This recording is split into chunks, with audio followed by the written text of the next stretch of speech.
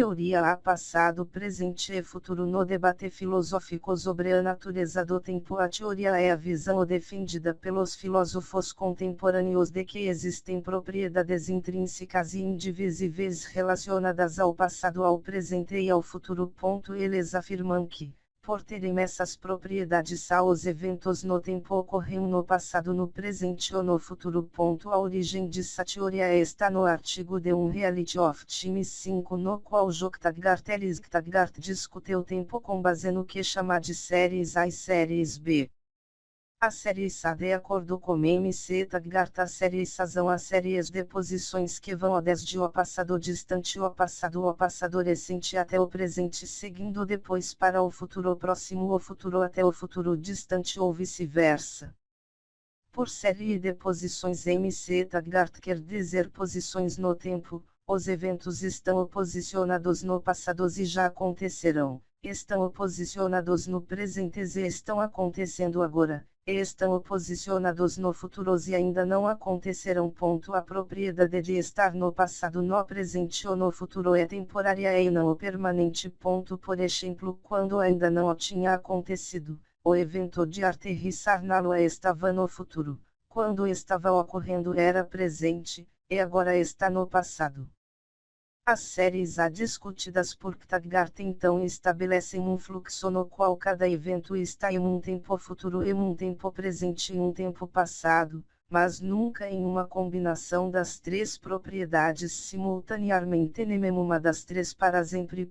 Nenhum evento é sempre presente, sempre passado ou sempre futuro. Essa definição também contempla a existência de diferentes graus de passado e futuro. O próximo ano, por exemplo, é mais futuro do que a próxima quinta-feira, e diferentes propriedades que correspondem a esses diferentes graus. Para falar sobre eventos enquanto ocorrem no passado, no presente ou no futuro, é preciso usar as frases ou as frases temporais. Um evento no futuro acontecerá, um evento no presente está acontecendo, e um evento no passado já aconteceu. Presentismo e não-reducionismo. A teoria combina o presentismo e o não-reducionismo.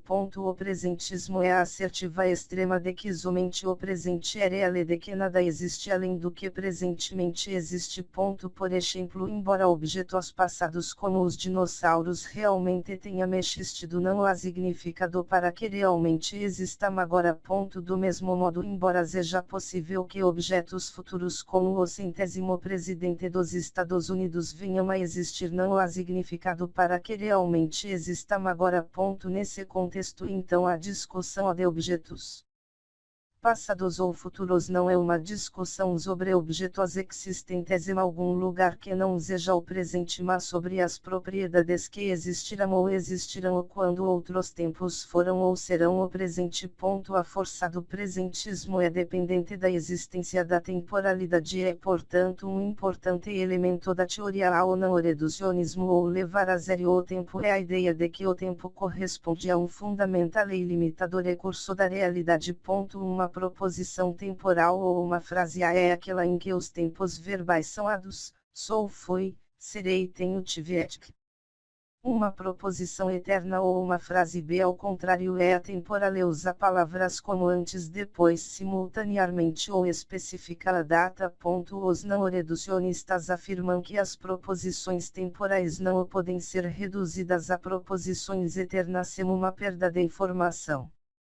Por exemplo, dizer eu acredito que estou com fome não preserva o mesmo valor de verdade do que se a frase for datada eu acredito que estou com fome às 3 horas da tarde de 5 de junho.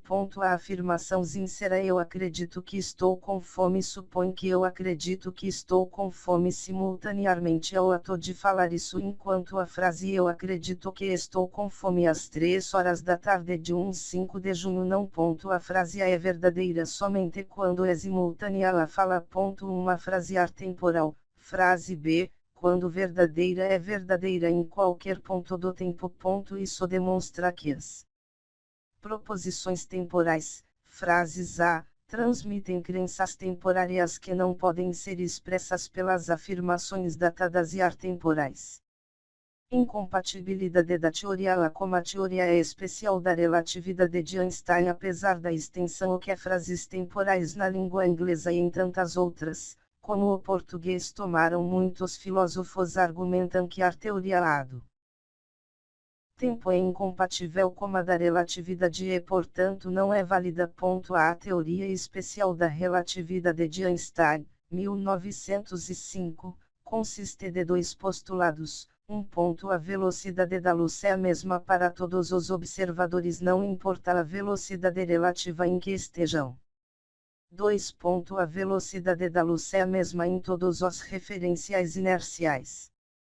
Desses dois postulados resulta que a simultaneidade não é absoluta, mas em vez disso deve ser relativizada para um referencial inercial.